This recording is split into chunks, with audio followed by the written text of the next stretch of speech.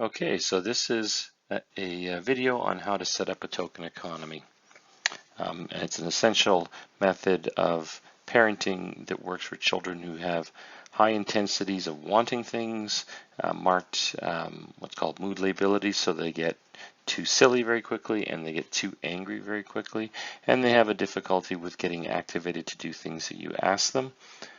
And most importantly, that even simple things such as asking them to clean up or put their shoes on very frequently escalate into battles where you're having to use anger or intense energy in order to achieve simple things, and that just makes life difficult.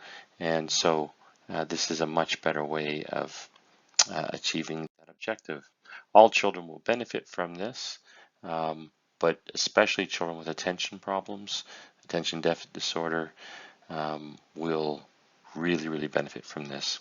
So, and this is listing those things that we talked about. So insatiable, constantly wanting things, and having major difficulties with delaying gratification. I need it, I need it, I want it, I want it. But more importantly, once they actually get it, is in fact they quickly get bored and then are thinking about the next thing they want. That they're impulsive, so it's hard for them to think before they act. And so on top of that is it's hard, therefore, for them to think about what happened last time before they act.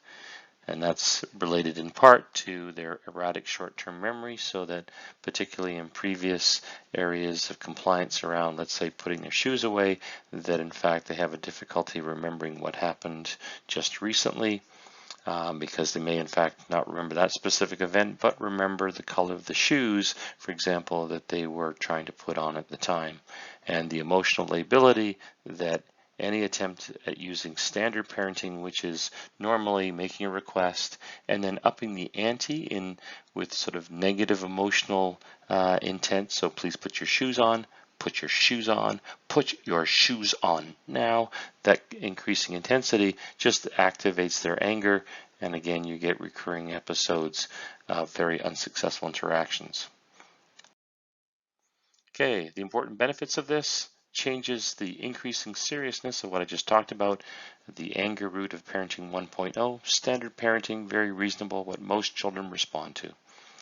So this is now changed to coaching with acknowledging gradual increase in positives, not immediate completion of the whole task. And it uses their desire for things or for experiences to actually drive the system rather than they're trying to avoid your anger. It also helps with overall sort of organization for them, which often will be an area of difficulty, and it makes the required behaviors very obvious. So instead of saying be good, no, you're saying put your shoes away in the place that I ask, brush your teeth in the way that I ask, all the specific tasks. And then it also, over time, teaches children to do things the first time you ask and do it properly, which then gets translated into demonstrating respect. And then it also teaches children the connection between doing things for you and others, first time asked, right away, and them getting things back in return. And those are the concepts we talk about of gratitude and fairness. And so these aren't intrinsic behaviors, they are learned behaviors in children. And so children will learn to do this, and because this is difficult for them, you often, as a parent, get labeled with children who are, quote, badly behaved, and when in fact they're not. They're children who are having difficulties learning the things that other children learn more easily. So let's set up a job list. So I'm going to put in things here that are common areas of either frustration or important things to try and limit. So 1, get dressed. So if in the morning your child tends to sort of drift off and do other things, and then suddenly the bus is coming and they're not dressed, and either you're dismayed or they're upset, and it's a recurring theme, then you simply say, when I ask you to get dressed, first time asked, you need to put on sort of your underwear, the appropriate clothing for this time of year, so not shorts in the middle of the winter, and you need to come down fully dressed. Do that within sort of 5 or 10 minutes. Have it so I only have to ask you once, and I will give you a token. 1 token. There we go. Let's say that you've been had some unfortunate visits to the dentist, and the dentist is very concerned about dental caries, and so you really want your child to brush their teeth first. Then again, you will receive a token or tokens for brushing your teeth, and by that I mean that you will brush the top and the bottom of your teeth, the outside and the inside, and you will do it for 2 minutes, and then you will rinse out your mouth. You will put your brush in the cup where it's supposed to go. You'll make sure the sink isn't messy, and if you're able to do that, first time asked, and because it's very important, I'm going to give you 3 tokens for that as an example. Having a shower, if that's an area of conflict, you can say if you have a shower first time asked, you wash your hair, wash your body with soap, you dry yourself afterwards, you put the towel back where it's supposed to go as opposed to laying on the floor, you take your dirty clothes and put them in the hamper. Then if you have a shower first time I asked, then perhaps we'll make that also 3. Now that will be less often, so the brushing teeth, they can be collecting 3 in the morning, 3 in the evening, and so that really adds up. Cleaning up, and so this can again be an area of constant conflict, so we just shift it. So please clean up your dishes, and by that I mean you take your dishes, you rinse them off, you put them in the dishwasher would be an example. Clean up your toys, you'd specify which toys are supposed to go where, and the fact that the floor needs to be clean. First time asked, no hassles, do the job the way I'd like you to, I will reward you. If I come back and there's still obviously a whole bunch of toys over in one corner, then I just commiserate, saying, oh, I'm really sorry, I can't pay you the tokens because you still have a whole bunch of toys there that you haven't cleaned up. Maybe next time I ask you at a later time, tomorrow perhaps, then you can earn the tokens then. So not getting angry, but working toward gradually improving their success. I should stop here. What is a token? A token is some kind of plastic counter. It can be tiddlywinks, it can be checkers pieces, something that you can collect in a reasonable amount and that the child can collect and put into a jar with their name on, for example. So don't get anything expensive. Make sure you have different colors for different children, and make sure also that there isn't something that they can go off and buy extra ones so that suddenly you have a child who's earning 10 tokens a day who suddenly has 500 that have appeared in their jar. So children are inventive, and so we want to make sure we don't set them up for situations like that. So cleaning up, and depending on it, so maybe cleaning up the dishes is one, but maybe cleaning up their room. Their room's very big, it's usually got sort of sandwiches and wrappers all over the place, then you may say I'll pay you 5 for that. So depending on how hard the job is or how important it is to you for them to do it, the higher the value they get. Chores, I think chores are in fact valuable. So let's say if they sweep a particular room to a predefined satisfaction, they'll get 2. Let's say shoveling the drive, if that's really a big job in cold weather, then if they do it the way you asked first time, then perhaps 10. Walking the dog, perhaps 3.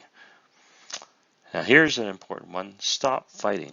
So a way that the system can work is not by getting them to increase their frequency of behaviors, but to decrease it. And so this involves an egg timer. So we have the plastic tokens we'll need, and we need an egg timer. And so the egg timer, and you want to have a nice big alarm on it. So what I would say to them is, usually obviously this is between siblings, you describe to them, if you don't fight for the next 30 minutes, and by fighting I mean pushing, shoving, hitting, scratching, twisting, pulling on clothes, pulling on their clothes, tripping them up, standing in front of the TV when they're looking at it, so doing something to upset the other child, taking things from them, anything that will incite anger where they're fighting back and forth. You then say for 30 minutes, if you can go for 30 minutes while the egg timer is going away, then I will give you, and if this is an area of big conflict, and it often is, I will give you 4 tokens every half hour. The value of this is you suddenly hear shouting, ah, he hit me. going into the room, and typically in that situation you can very quickly ascertain what's been going on. One child is looking at you very guiltily and the other one is in fact nursing an injury. Then what you do in that situation is, oh, 4 tokens. Unfortunately, child A who's looking guilty, you weren't able to do that, so I can't give the tokens. What you do then, look at the child who is crying, as long as you're sure that they weren't a participant and they just came off, but they're the one who sort of basically were preemptively sort of attacked, then you'd say, but you didn't fight, so I'm going to give you the 4 tokens. Excellent. Turn the timer on again and say, okay, if we can go for another 30 minutes without fighting, we'll get another 4 tokens.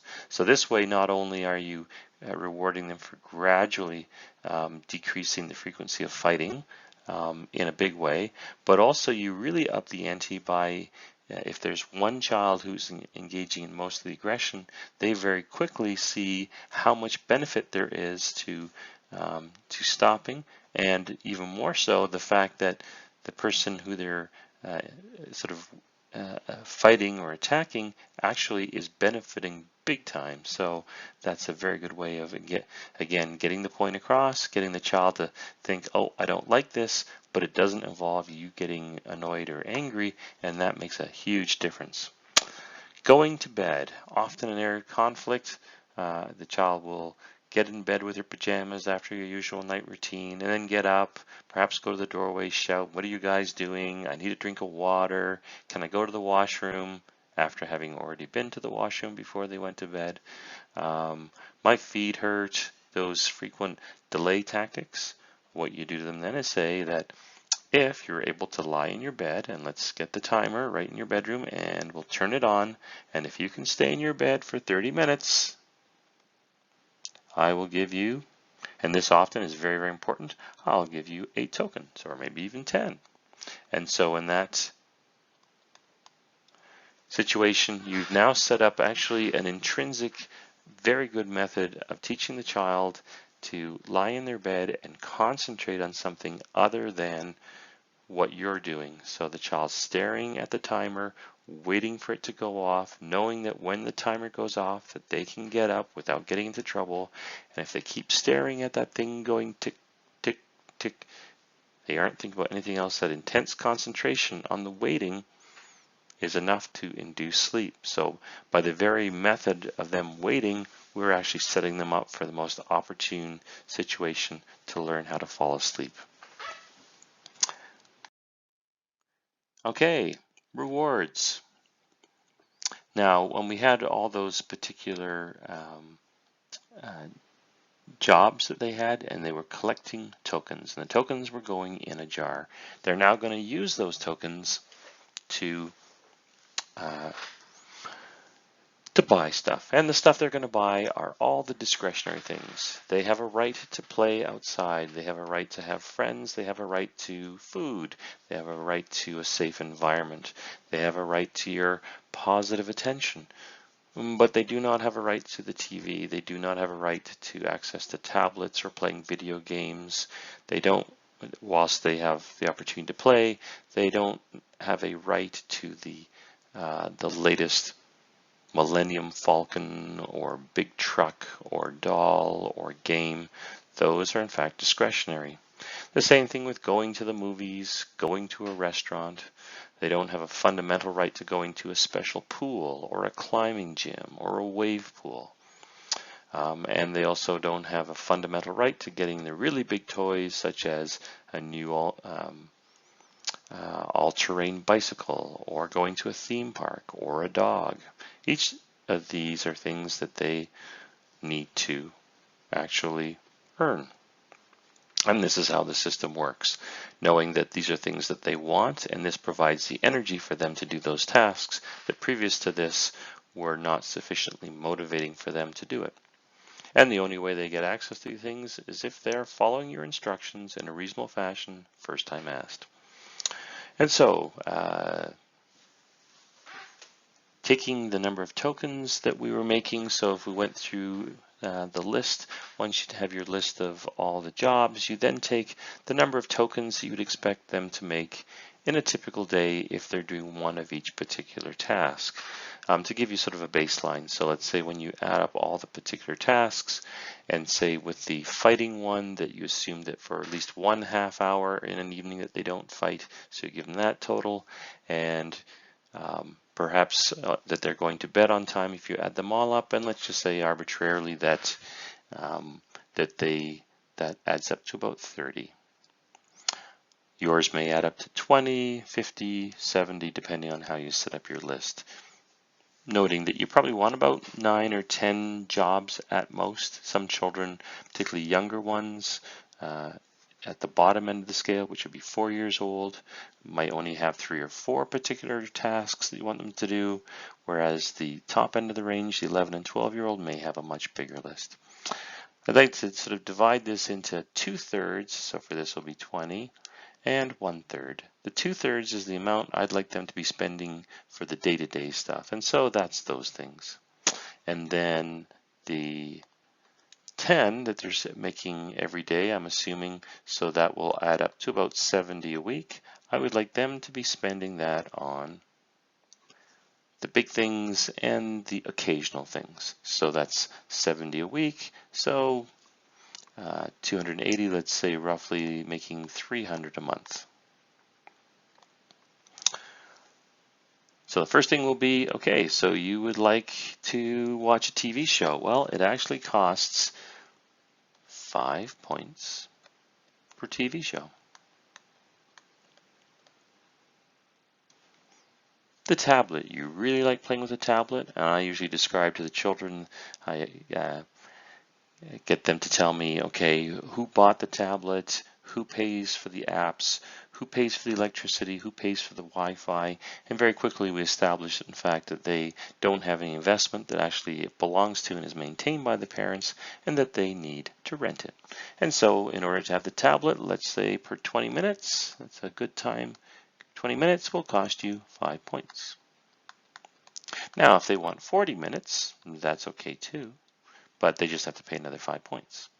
And you would define an upper limit. So you may say you may have the tablet for a maximum of 1 hour per day, in which case they would need to have a total of 15 points to get it for the full hour.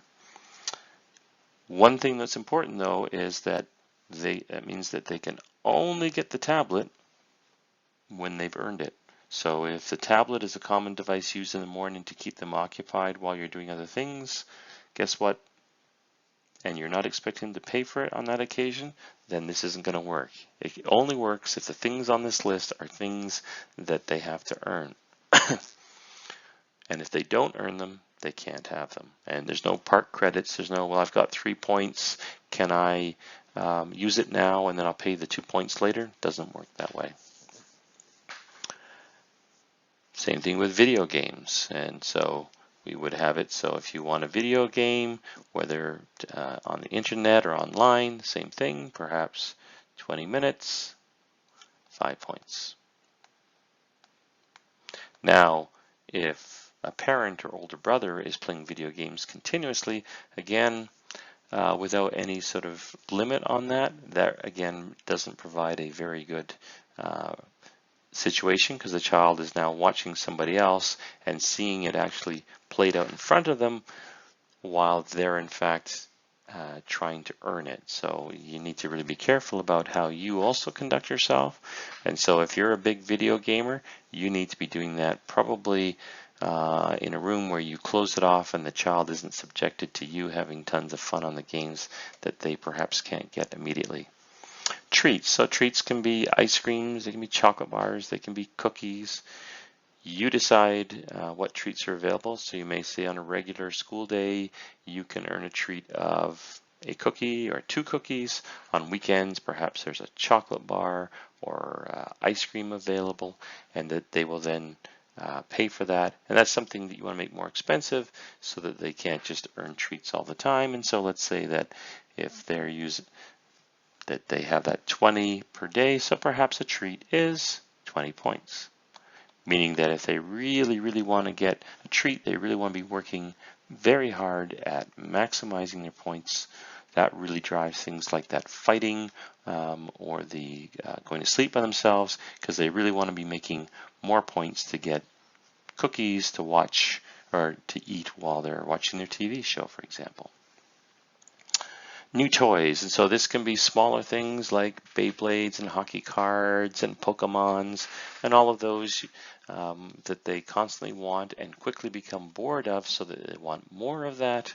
You could price that so they can earn it about once per month, and so in that situation we're now getting into that using the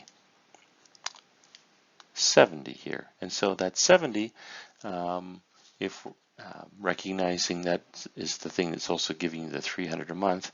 So perhaps for a new toy and you want them to get it once a month or so, you might make that 35. If it's inexpensive, if it's a bigger toy, then you might actually make that 70 and say that's a whole week's worth. So that's half a week's worth, that's a whole week's worth, depending on how big the toy is, how expensive. And so small cards and small figurines may be a small price, but they're still having to earn it, and you can do that in terms of the amount they make per week for the non-day-to-day things. Going to the movies or restaurant, perhaps once a month or perhaps more frequently. This is an important concept, though. If the family always goes to a particular roadhouse on Fridays, and everybody goes and it's your normal family tradition, you can't put this on this list, because if they haven't got enough tokens, you will probably take them anyways, unless you plan to leave them at their grandparents, or they're old enough that they could stay home for that length of time, because the system works only for things that you get if you earn them, but if you don't earn them, you don't get them. And so going to the restaurant perhaps is once every 2 weeks, perhaps 140. Going to a movie, you might change. So going to a movie might be 140, or let's say when they go to the movies, your children always get into fights and it's often very frustrating, perhaps, or even embarrassing. Then you say, you know what, you need to pay me for stress, so that would be 200. And only the children, if you have multiple children on the system who have the 200, can go to the movies. You would, in this situation, give them an IOU, so you have a piece of paper, write on it, Dad agrees to take you to a movie within the next 2 weeks, for example. So don't set yourself up to have to do it immediately. It's quite reasonable to say, okay, you've earned those, I've taken the tokens, and I've put in the IOU that says when I'm able to do it, but you have to set yourself a time limit too, because this system will fall apart if you say, yeah, I'm going to take you to the movies, for sure, you earned it, and 2 months later you still haven't gotten around to taking them to the movies. So you have to set specific timelines that are doable for you, but you have to live up to the system as well. Activities, so recreational swimming, going to a climbing gym, and they probably would be in the same category, and you might actually make them a little bit less because it's enjoyable. They're really sort of exercising a lot afterwards. They're very calm, and so it's of great benefit to them.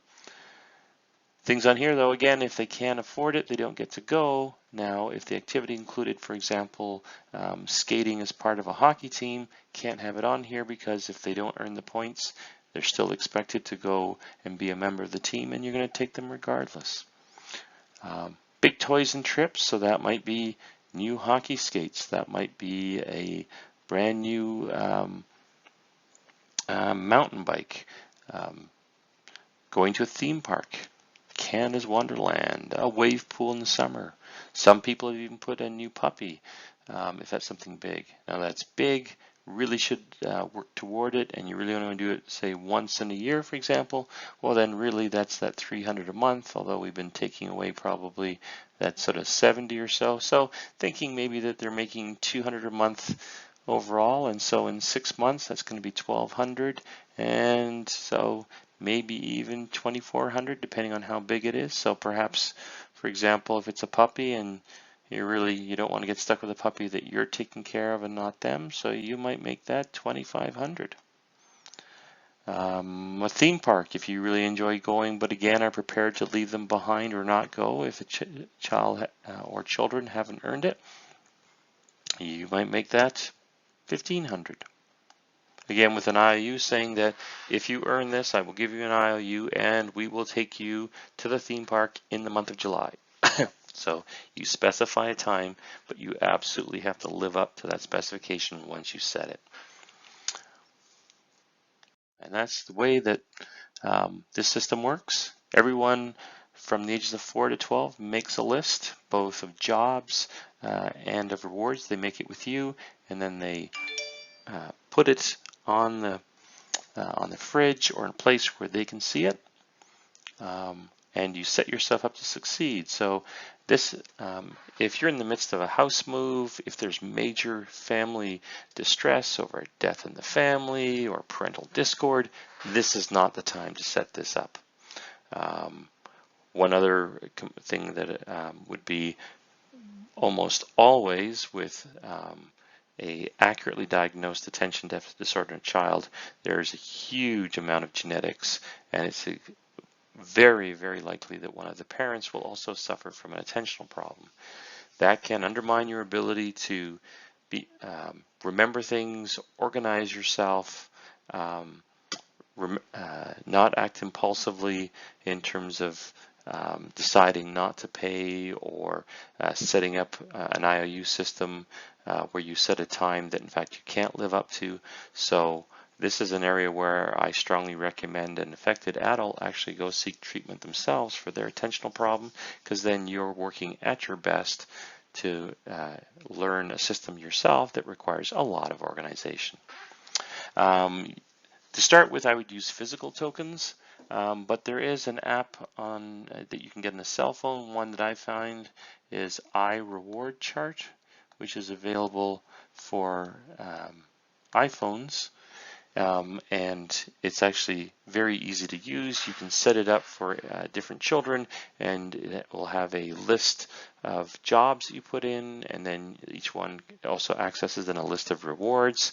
And as you flip to the job list, you can then, when they complete it, you can then tap it for the number of tokens, which are stars on this, and then that is accumulated in a bank, and then you flip to the reward section, and then you can cash out for rewards that you're giving them, and this thing will synchronize across multiple phones.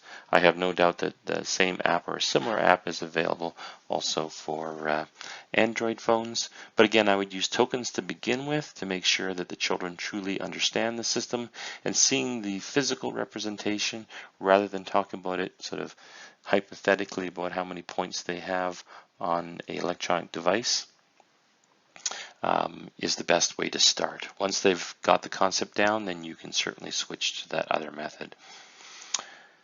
This is an excellent way to restrict access to electronics and treats, but most importantly is to make sure that you're able to restrict it and that you don't get into unnecessary fights. So you don't say, okay, you haven't earned the tablet, so you can't have it, but you can't then leave the tablet on the counter right in front of them. You either have to lock it with a code that they don't have, or ideally, particularly with younger children, put it into a cupboard that you lock with a key that only you have.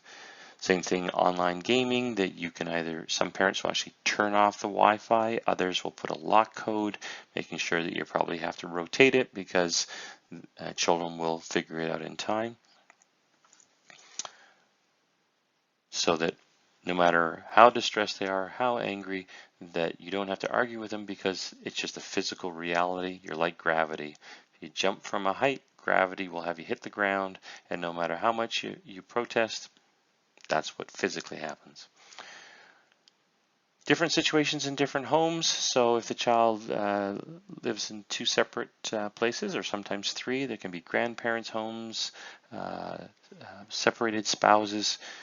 The system can operate in one home only, although usually it works best if that's the home that they spend the most time in. It's important that grandparents, for example, don't undermine the situation by buying large toys and undermining the availability of the large items on your reward list.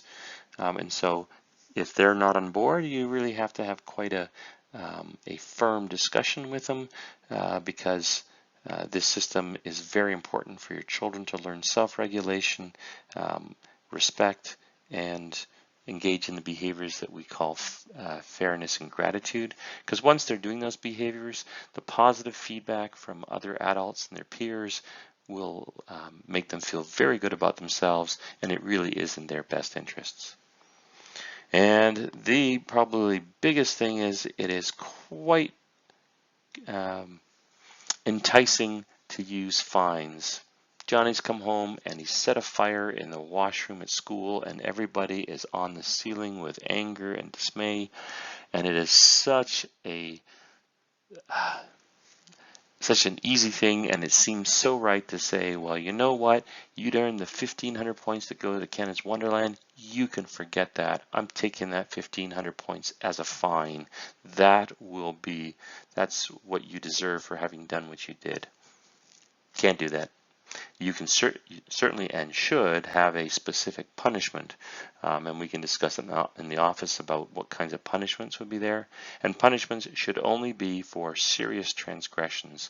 So punishment should be for things that are safety infractions, so playing with knives where somebody could get hurt, setting fires, things that get you big reputational things, stealing from school, for example, punching people with aggression. Those things deserve punishment because they really are difficult to undo. I would say, for example, swearing, wow, you should punish that. No, I would in fact put this in the system here that if you can go for a whole hour without using the following words, I will give you a reward. And we will gradually work to decrease it, because swearing is an unfortunate behavior. However, it is only words, and so it is much better to gradually decrease it because it's such an intrinsic habit and doesn't result fundamentally in harm to somebody. Some people might get annoyed by that. And also remember about modeling. So you can't be swearing at your kids and then turn around and punish them for having done exactly what you model in front of them. So that's the avoiding hypocrisy. So I've just talked about when to punish, and then how to do that really varies from child to child, because there can be many extenuating factors. For some, particular forms of timeouts work well. For others, there may be a particular activity such as riding their bicycle or skateboarding. And so in that situation, you can say, your skateboard, you really enjoy that. Your skateboard is now impounded for 24 hours. Whenever you use a punishment that is the withdrawal of something the child does a lot of, don't take it away for a week or 2 weeks or a month, because what happens is the child will then learn to do other things, and that particular thing that they hold so dear will start to lose its impact. You take it away for a short, sharp period of time, so then you give it back, and then they really enjoy getting it back, and then it's available to be removed again. So, and we can talk specifically in the office if that's an area that's a chronic problem for the child. There is only one occasion when the system can be a way to punish, and it's kind of like the skateboard thing. One child I know of had on his reward list access to a gas-powered ATV vehicle. Now, involved with that was making sure that he wore his helmet, that he only rode it when he was going with a parent, that they would supervise him carefully, and he could only do it on weekends. If there was a severe transgression, and punishments have to be labeled beforehand. You can't suddenly say, oh my lord, you know what, you did something that really upset grandma, I'm going to punish you. You have to have basically a list of the things that will warrant punishment. You can't say, well, you should have known better. You can say instances of physical aggression against another person, stealing from somebody outside of the house, doing something that clearly could involve the risk of injury that would be highly dangerous. So climbing on top of the house, for example. If you define those in advance for the things that child does, then you can say these are punishable offenses. And so going back to the ATV system, again, it was the ATV will come off of your reward list and will not be available for 48 hours. So that really is the same thing as what I described with the previous instance. So remember, behavior that you pay attention to will increase in frequency, whether it's good or bad behavior. So if you find yourself constantly chasing your children for fighting and telling about how they shouldn't fight and how upsetting it is, and having long discussions and impassioned about why they can't stop fighting and how upset it makes you, you are paying attention to them.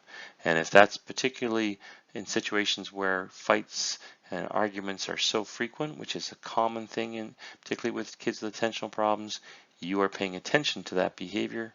And guess what? Ironically, it will increase in frequency. Second thing is, if you do it, your children are programmed to copy you. So if you are saying F this, F that, sort of as part of your regular language, you cannot punish your children or put in this system swearing, because it's something you do, and so therefore you're not going to get them to change if you do exactly that behavior. So the next thing though also is that perfection is an illusion. So if you say that, you know what, yes, I'm rewarding them for decreasing swearing, and once, if I hit myself with a hammer or if I see a big dent in the car, that I will, swear in that situation, that's quite reasonable. You're not meant to be perfect. If on, one occasion that you promised them you would take them to the movies on Saturday, and unfortunately said, no, you know what, something came up, it's going to have to be the next Saturday, and you live up to that, it's not perfection. If you're generally employing this system correctly 80% of the time, you're going to succeed. Be gentle with yourself as well as your child. So this is called watching out for the ghost of the nursery. And by this I mean how you approach your child and the emotions you use really have an impact. This system is designed so that generally you're in a positive frame of mind. So it's, thank you, you did that first time. Oh dear, you weren't able to do it, but hopefully next time. Many people have been raised by parents who engage in what's called authoritarian parenting, which is high expectations, low support. So it would be clean up your room, get your room cleaned up, high intensity, and then if you cleaned up the room and we're hoping for sort of praise or whatever, it would just be a dour, well, you're expected to clean your room. That's what I expect. And so use the use of guilt, very little in the way of positive praise, can often slip into our everyday parenting if we ourselves were parented that way. So sometimes one spouse can note that the other parent is finding themselves getting chippy or annoyed and slipping into that pattern, and having a cue between you so that you might say, oh, I think there's a telephone call for you, or some other way that alerts the parent that they're starting to kind of lose their cool a bit so that they can go and cool off. That's really important as well. And absolutely the most important thing about this is have fun. The whole idea is that this changes behavior from a task that one does with gritted teeth, making sure the kids do what they're supposed to do, and if they aren't, you're on their case. You're really, making sure that they're doing it, to we're coaching and we're gradually improving, and we're really enjoying how much better we're getting from day to day, and how much better you are this week than last week. And isn't it amazing now, 6 months from now, how everybody says that you're such a great kid and you show gratitude and you're so willing to help, and only 6 months ago it was something that you'd find so frustrating. So that this is meant to be fun and also very positive.